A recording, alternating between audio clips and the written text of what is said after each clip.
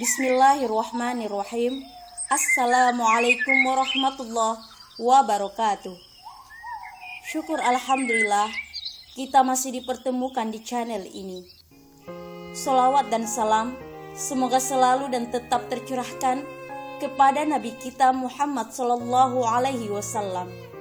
Allahumma sholli ala Sayyidina Muhammad wa ala ali Sayyidina Muhammad.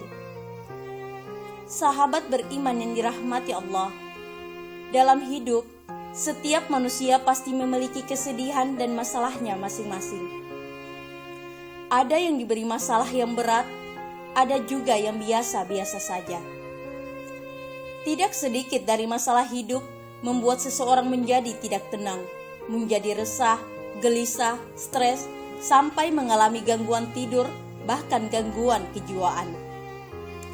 Mereka yang merasa bahwa masalah hidup yang mereka miliki terlalu besar, hingga kemudian nekat melakukan hal-hal yang tidak seharusnya dilakukan. Semua itu mereka perbuat hanya demi bisa menghindari masalah tersebut, bukan untuk mengatasinya.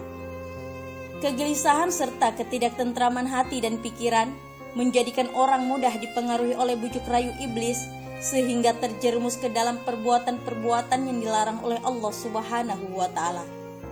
Padahal Allah tidak memberikan cobaan kepada hambanya, melainkan sesuai dengan kemampuan untuk menghadapi setiap cobaan yang diberikannya. Orang-orang yang mudah menyerah sesungguhnya hanya merugikan diri mereka sendiri. Oleh karena itu, sangat penting untuk mendapatkan ketenangan hati dan pikiran agar kita mampu menghadapi berbagai macam cobaan di dalam kehidupan ini. Islam sendiri mengajarkan beberapa cara agar kita bisa mendapatkan hati dan pikiran tenang, sehingga dalam berbuat sesuatu kita pun tidak merasa tertekan ataupun gelisah. Berikut penjelasan bagaimana cara membuat hati dan pikiran kita menjadi tenang, sehingga dalam menghadapi persoalan apapun kita mampu menghadapinya dengan perasaan tenang dan penuh rasa optimis. Yang pertama, berwudu dan sholat. Cara pertama yang dapat dilakukan saat hati gelisah adalah berwudu dan sholat. Selain berfungsi untuk mensucikan diri, berwudu juga dapat membuat hati dan pikiran kita menjadi tenang. Sesungguhnya Allah sangat menyukai orang-orang yang mensucikan diri, sebagaimana firman Allah dalam Quran surat Al-Baqarah ayat 222, yakni innallaha yuhibbut tawwabina wa yuhibbul mutatahhirin, yang artinya sesungguhnya Allah menyukai orang-orang yang bertaubat dan menyukai orang-orang yang mensucikan diri. Quran surat Al-Baqarah ayat 222. Setelah mensucikan diri dengan cara berwudu, laksanakanlah sholat. Sholat yang dimaksud selain sholat wajib 5 waktu, juga baik bagi kita untuk memperbanyak sholat sunnah. Sholat merupakan salah satu cara untuk mendekatkan diri sekaligus dapat berkomunikasi kepada Allah Subhanahu wa Ta'ala. Usai sholat, curahkanlah segala persoalan yang menjadi pemicu kegelisahan kita kepada Allah. Kemudian, pasrahkan segala persoalan tersebut kepadanya, niscaya Allah akan memberikan solusi terbaik. Selain itu, sholat juga bisa menenangkan jiwa, bisa mengobati berbagai jenis penyakit hati seperti sombong, iri, dan dengki. Yang kedua, perbanyak istighfar dan berzikir.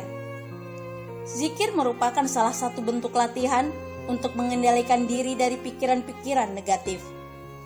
Orang yang menyerahkan dan mengembalikan segala urusannya kepada Allah, maka hati dan pikirannya akan senantiasa merasa tenang, tentram, dan damai. Allah Subhanahu wa Ta'ala berfirman, alladzina amanu wa tatma'innu qulubuhum bidzikrillah, ala bidzikrillahi tatma'innul qulub, yang artinya orang-orang yang beriman dan hati mereka menjadi tentram dengan mengingat Allah. Ingatlah, hanya dengan mengingat Allah lah hati menjadi tentram. Quran surat Ar-Ra'd ayat 28. Jika Anda ingin mendapatkan ketenangan hati dan pikiran, ada 2 kalimat mustajab yang bisa Anda praktikan, yakni hasbunallah wa ni'mal wakil. Artinya, Cukuplah Allah menjadi penolong kami, dan Allah adalah sebaik-baik penolong. Kalimat yang lain, la haula wala quwata illa billah. Tiada daya dan upaya kecuali dengan kekuatan Allah yang maha tinggi lagi maha agung. Yang ketiga, membaca dan mendengarkan kitab suci. Ibnu Mas'ud mengatakan, kalau perasaan tak tentram, jiwa gelisah dan pikiran kusut menimpamu, maka bawalah hatimu mengunjungi 3 tempat. Pertama, tempat orang membaca Al-Quran. Engkau baca Al-Quran atau kau dengarkan dengan baik orang yang membacanya. Kedua, engkau pergi ke majelis ilmu yang mengingatkan hatimu kepada Allah Subhanahu wa Ta'ala. Ketiga, engkau cari waktu dan tempat yang sunyi. Di sana engkau berkhalwat mengabdikan diri kepada Allah Subhanahu wa Ta'ala. Keempat, menjaga hubungan silaturahim. Rasulullah Shallallahu Alaihi Wasallam bersabda bahwa Allah Subhanahu wa Ta'ala berfirman, siapa yang menyambung silaturahim, maka aku sambung rahmatku untuknya. Dan siapa yang memutuskan silaturahim, maka aku putuskan pula rahmatku untuknya. Hadis riwayat Tirmizi dan Abu Daud. Dengan menjalin silaturahim, seseorang dapat menceritakan masalahnya kepada orang lain.